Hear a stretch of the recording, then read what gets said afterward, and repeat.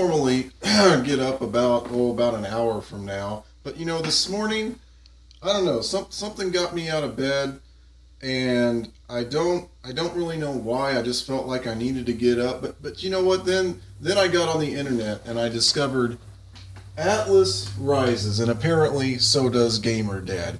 All right, so the 1.3 update has been revealed. I don't know about the update as far as downloading it.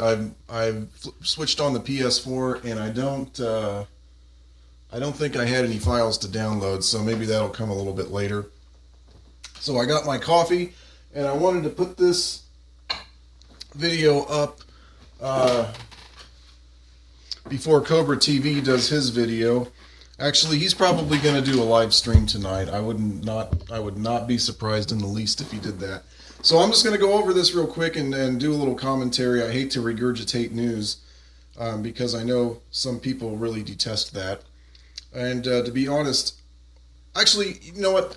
They don't detest it. They detest people who make money off of that. I'm not making any money off of this. I'm just doing this because I like to talk about this game. And I'm trying to keep my hype a little bit under control. But this update, I've already read it, is pretty huge. I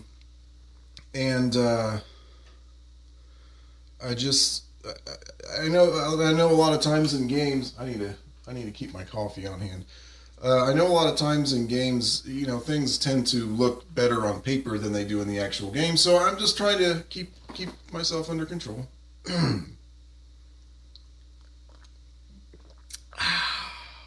All right, so let's go over this. Atlas Rise, and I'll show the pictures up here on the screen. Let me move that just a little bit, maybe. Okay, so Atlas Rises update.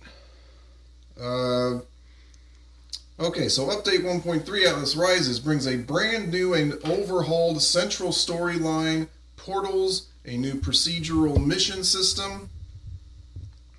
I don't think this is right. This microphone, I didn't spend much time setting up. I wanted to get this done real quick.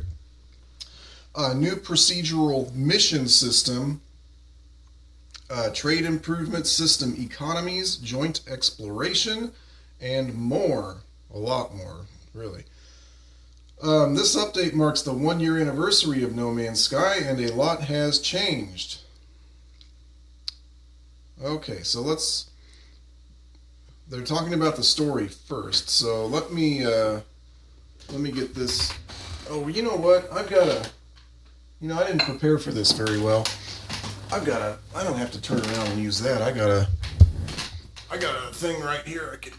Here we go. I've got all the gear. I've got a wireless mouse right here I can use for this thing. So here we go. It's not working. What's the matter with you? There we go. If I click on it here, there we go. Okay, so it's still not working. It's because it doesn't work very well on this. So maybe I'll put it on my here we go. Okay, so there's a picture. Well, that's just a general picture. That's the video. I'm not going to play the video, but anyway, here's a picture of this supposed fourth race. Oh dear, this video is going to take forever just because I'm screwing around with everything.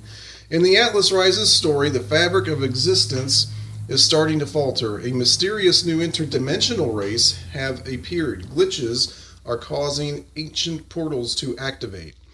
Our story brings a new context, quest system, and branching narrative to No Man's Sky. Ooh, branching narrative. That's like all the rage these days. 30 hours of new story content. That's great. I'm not even sure my brother-in-law played the game for 30 hours total when it first came out. So here we go. Double the lore and interactions of the existing game. Double the lore, double the fun. Discover the truth behind the abandoned building logs. Thank goodness. I've been wondering why those buildings of goop have been there. The World of Glass, I don't know what that is. The Sentinels, the redemption of the Gek, and the meaning of 16. After Waking Titan, Atlas rises. Waking Titan referring to the ARG that they had going on since June, I believe. Galactic regeneration. So a regenerated system adds wealth, economy, and conflict levels to star systems. To control the galaxy map, to control this, the galaxy map has been overhauled, improving navigation and providing access to key information.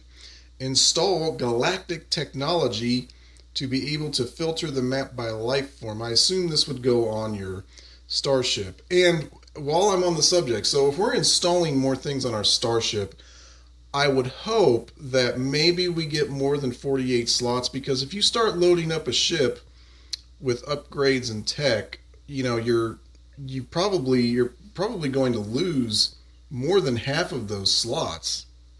Maybe that won't matter in this new version. I don't know. We'll find out.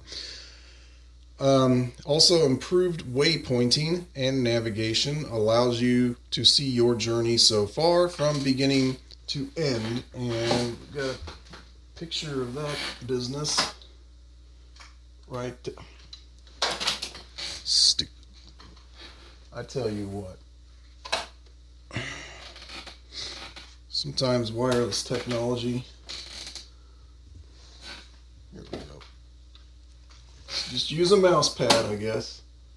Here we go. Okay. So there's a picture of that. So the galactic map looks very different. So we've got, so this up here where the dots are. Oh, by the way, this all leaked around, I want to say 9 o'clock, 10 o'clock. Eastern time last night, and people weren't sure whether it was real or fake. Turns out it was real. These are the same visuals that showed up last night. They might have leaked on purpose just to get the community hyped a little bit. There was a guy doing a live stream last night. I think it was Sirius X Gamer. He loves to do live streams of No Man's Sky, so that it might have been planned that all of that leaked. I don't know. So yeah, I mean that looks pretty slick. So all right, let's move on.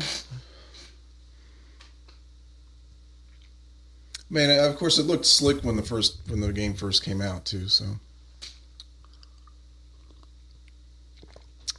I didn't think it was bad in the first place.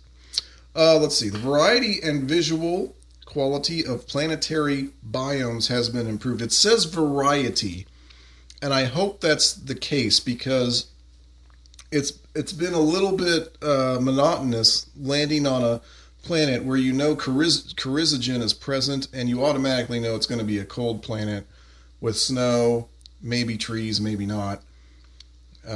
So yeah. It also says explore rare new exotic planet types as you journey toward the galactic core. And I'm wondering, why are we still going to the galactic core? Maybe the story adds more to that.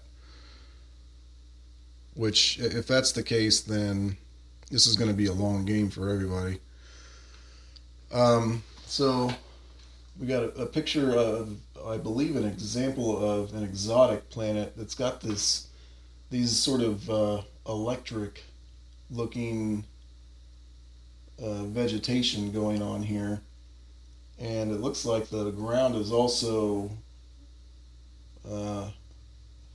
tiled. So that's definitely very different. I'm still somewhat concerned that the geographical, generation isn't going to be that varied. However, there is later on there's a thing where that might not matter anymore. Okay, let's see. Next thing. Oh yes, the crashed freighters. Discover and scavenge lost cargo from gigantic crashed freighters on planetary surfaces. Use the Terran manipulator to excavate buried resources in the region. So I would imagine we have something other than our grenades to dig up the ground. It says complete salvage missions for guild rewards. So guild? No, there's guild. That would be neat. So anyway, here's a picture of the crashed freighter. That looks pretty cool. Now that's going to add a little bit of visual variety to things, just depending on how often we run into these. I think the question is, is there going to be at least one on every planet, or not? You know, how rare will these be? It doesn't really say. Okay, the mission system. This is a big deal here. View the new mission agent in space stations to pick up unique and reward. I would edit that out, but I think that'll be funny. Who knows? I'm drinking almost my second cup of coffee here, and I might have to get up and take a crap before this thing's over. Okay, visit new mission agent in space stations to pick up unique and rewarding new tasks. Missions are constantly generated and cater to all play styles: scanning, trading, combat, and exploration.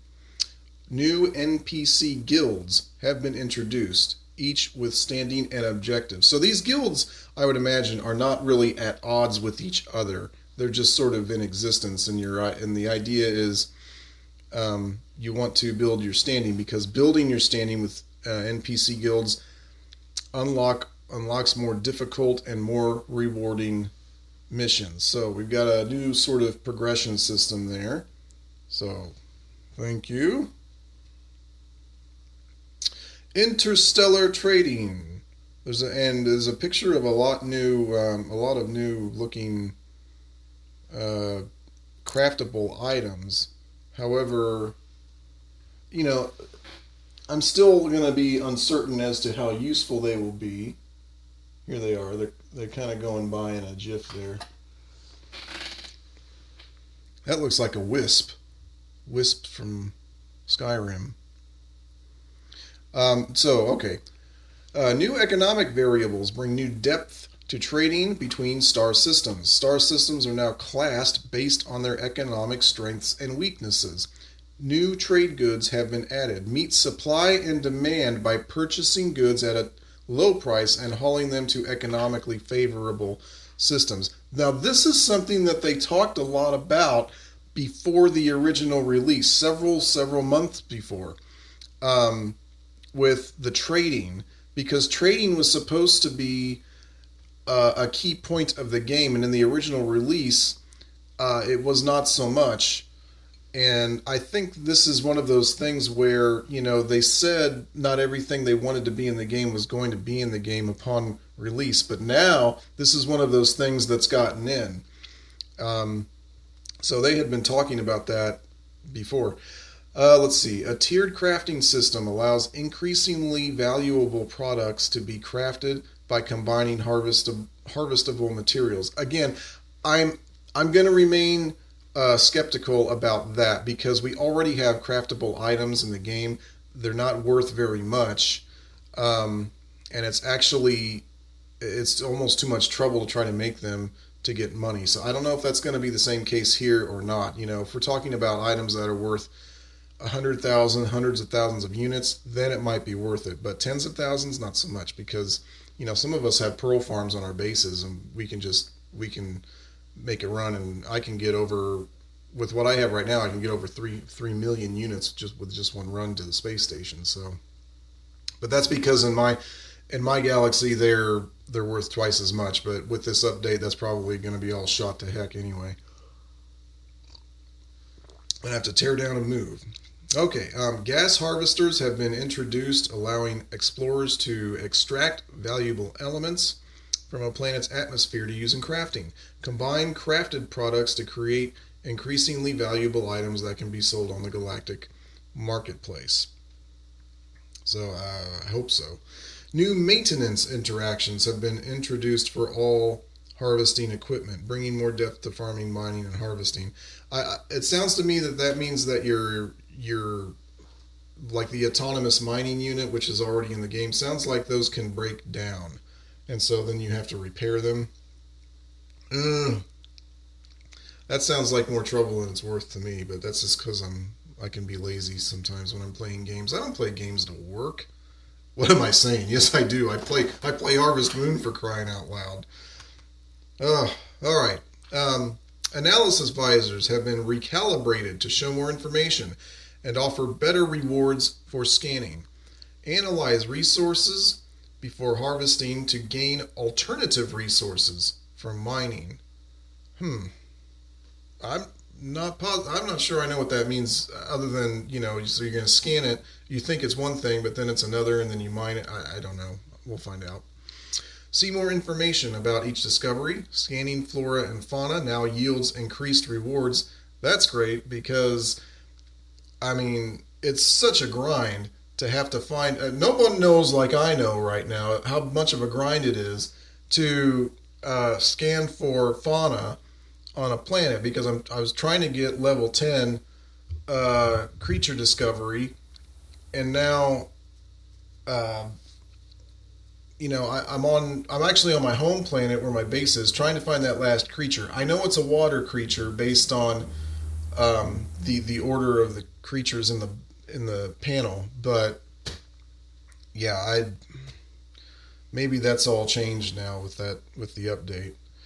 Specialized analysis visor upgrades can be equipped to further improve effectiveness. That's great. Okay, and let's see. Show that picture.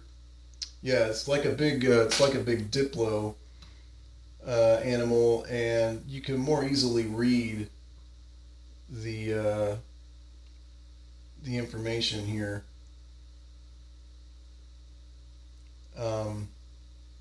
Also, it looks like I'm looking at this picture right here. There's a new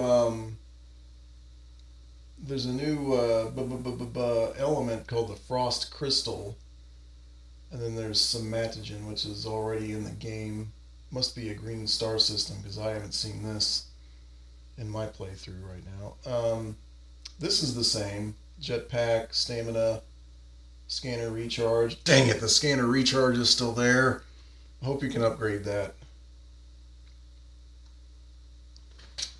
Okay, user interface. New mission log allows you to view your pending missions and to decide which to track. Gee, that sounds familiar. Anyone ever played a Bethesda game? The discovery page gives a clearer and visually improved view of your journey.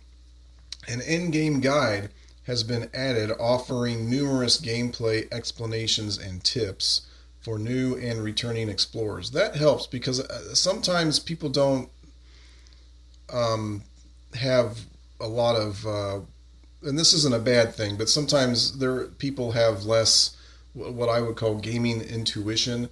They're not really familiar with how to solve certain problems in games because there are some universal things that you can do in games to figure things out. Some people don't. Some people aren't experienced enough to have that. So the tips will help. Journey milestone page has been updated to show progress toward guild specific milestones. So there we go. Visual improvements. Depth of field has been added as an option in photo mode. I thought we already had that. Maybe I'm wrong. I could have swore we already had depth of field in photo mode, as well as NPC interactions. Maybe I'm wrong. I don't know. Here's a good one. Numerous environmental props and assets have been improved with high-resolution textures, making environments seem more high fidelity. Maybe those little 2D textures on some of the trees, aren't there anymore. Maybe they're all 3D. Anyway, let's scroll down to that picture because that looks really cool. This is kind of a desert-looking planet, probably with Spodonium. Maybe not, but anyway, this guy right here That's cool. Kind of looks like a feathered thing. So yeah, that's a good picture there. Oops, went too far.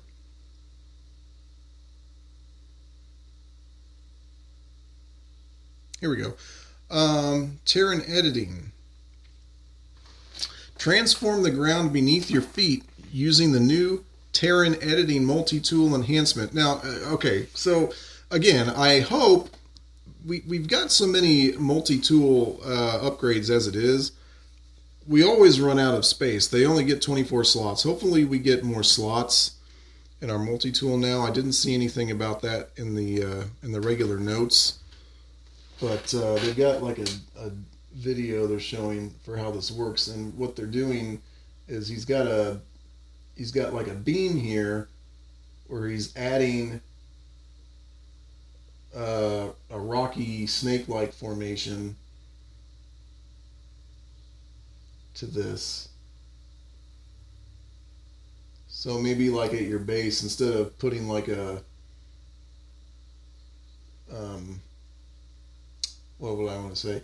Instead of putting like a message ball with your name, you can just like make a big rock formation with your name on it or something. Gamer, that would take me forever to do.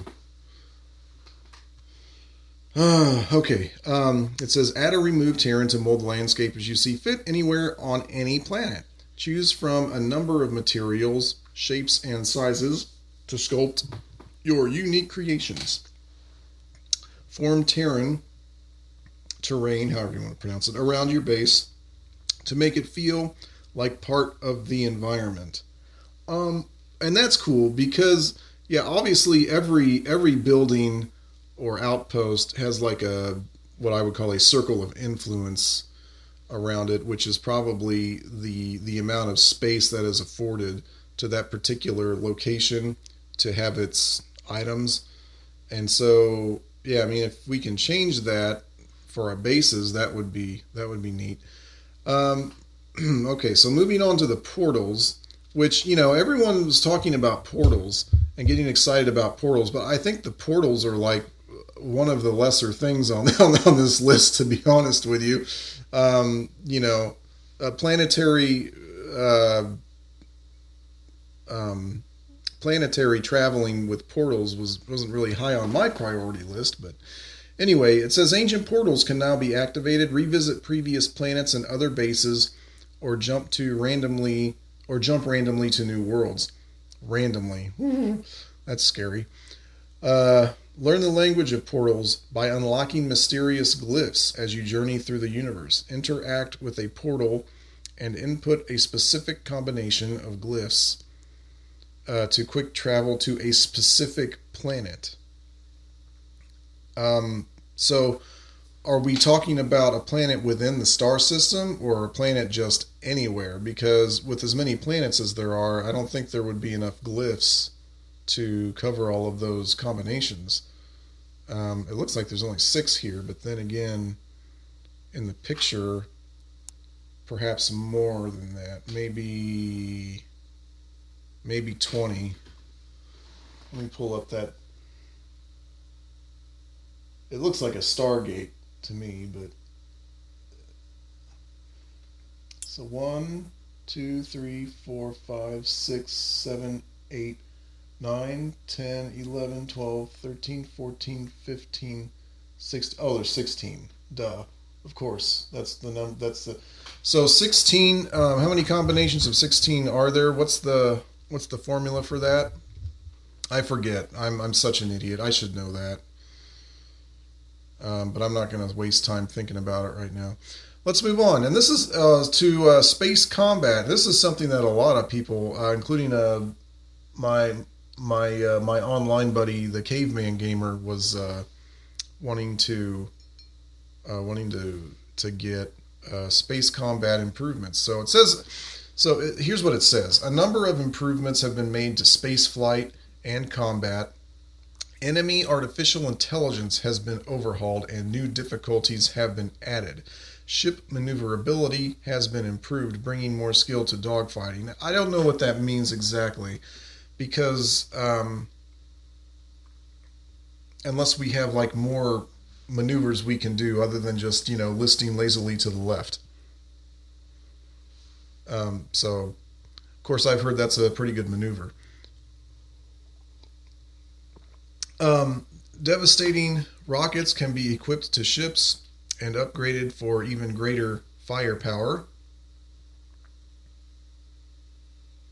So that's, in addition to I think we already had a lot of weapons added to our ship with the, might have been the, no, might have been even the Foundation upgrade update added all of those other weapons, the cyclotron, the infraknife, and the positron ejector. Those are 3. So we got 3 in an update. We only started with 3 in the vanilla version. So now we've got missiles, rockets, whatever. So a new HUD has been introduced to improve the experience of space combat. This includes a communicator, which can be used to advance mission steps or even to hail pirates before they attack. So maybe you can warn them off. So that's cool. It says atmospheric low flight assist now allows players to cruise above the Terran. Low flight and improved flight control make in atmosphere dogfighting, planetary dogfighting, more likely and exciting, because we can already have combat on a planetary scale now, but it's, I didn't really know how to get that going unless you have the Sentinels follow you into a planet. So, and I tried never to get the space Sentinels going, because once you destroy them, more just come after you. It's not like it is on the planet. It says, warning, crashing into obstacles will cause damage to your ship. If your ship is destroyed, or I assume if all of its health is lost, you'll need to repair it before leaving the planet. So you can crash your ship on a planet. So that's cool. And here's the big kicker. I think this is going to redeem a lot of what the problem people had with this game in the beginning. Glitches in the simulation have begun to appear. Visualized by strange floating orbs, up to 16 players can see and communicate with one another and explore the universe together. While interaction with others is currently very limited, this is an important first step into the world of synchronous co-op in No Man's Sky. While interaction is limited, Voice over IP allows proximity-based voice chat with other nearby explorers. Use portals to quickly travel. Excuse me, my nose itches. Use portals to quickly travel to more populated planets or to meet up with friends. So, it would seem that you can see up to 16 of these orbs in your general vicinity, and you even have the ability to voice chat with them if you have the headset on. That's awesome. This is I think this is another one of those things that they wanted in the game in the first place. They just couldn't pull it off. So our avatars apparently are just these wispy looking entities. But I think it sounds like the story of the simulation is such that we're not supposed to be able to see the other players. So what's happening is now it's called, the story is now glitches have appeared, and now we can see these other entities within the simulation. New ships. New Class S ship designs have been introduced. So that leads me to believe the A, B, and C classes have been left alone. Have been introduced and can be found roaming the galaxy. Interact with their owners to view and offer to buy their ship. As with the other ships, wealthier systems have more expensive, higher class ships. which is good. That makes sense. Okay, so here's some what they call quality of life upgrades, which are basically things that make playing the game more convenient. Temperature measurement has been converted from Celsius to Fahrenheit based on locale. So good. I've been tired of reading Celsius. We don't do that over here in America. Um, let's see. Summon your ship from anywhere on a planet's surface using your quick menu. So I assume this means that the bypass chips have been axed, and now you can just, summon your ship from anywhere. But of course, the flip side of that is maybe we still have bypass chips, because if you call your ship to a landing spot, you don't have to use the launch thruster to leave. So I guess there's still a reason to have bypass chips there. But this is good because if you go off exploring, now you don't have to, backtrack and go all the way back to your ship. Specific technology and cargo inventories have been added to improve inventory management. PlayStation 4 players can now adjust field of view via the options menu. There were a lot of people complaining about field of view. I'm not really a first-person shooter player, so the field of view didn't really bother me that much. But I know a lot of people were complaining about that, and now PS4 players anyway can change it. I don't know about PC. They either already had that option or the option's not there. Probably due to optimization issues that they'll have to keep working on. Jump between systems from the comfort of your freighter. Just interact with the hologram on your bridge and select a location to travel to. I like that. Landing your ship no longer auto-ejects you from the cockpit. Oh, that's something a lot of people were asking for, especially within the community. They're like, why do I have to leave my ship every time I land? Take time to survey the planet before exiting. And then there's a number of patch notes you can read. I'm not going to go over all of that. But just in general, this sounds like more along the lines of the game that Sean Murray and Hello Games wanted to release in the first place. It's taken them another year to do it, which is odd. I don't know why Sony wouldn't have allowed them to delay the game another year, or at least, not to do so many interviews early on. Yeah, it was strange.